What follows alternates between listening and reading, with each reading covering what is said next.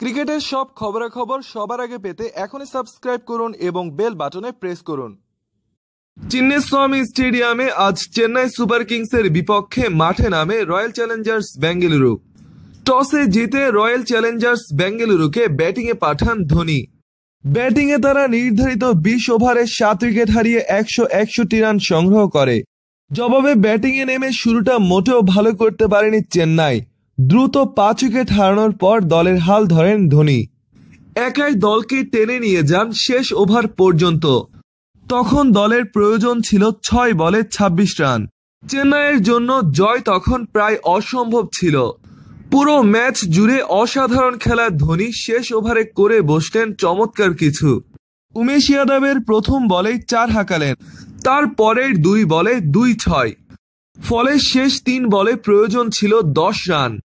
অসম্ভব জয়কে সম্ভাবনার দ্বারপ্রান্তে পৌঁছে দেন ভারতের সর্বকালের সেরা অধিনায়ক ধোনি। তার পরের 2 বলে 2 রান ও ছক্কা নিয়ে 8 রান সংগ্রহ করেন, যার ফলে শেষ বলে প্রয়োজন ছিল মাত্র 2 রান। শেষ বল স্লোয়ার দেন যাদব, আর তা ব্যাটে বলে সংযোগ করতে পারেননি ধোনি। দৌড়ে অপর প্রান্তে এসে খেলা টাই করে সুপার ওভারে যেতে চাচ্ছিলেন, তবে তখনই রান আউট হয়ে যান ঠাকুর। এতে জয়ের দ্বারপ্রান্তে এসেও হারতে হয় ধোনির দলকে।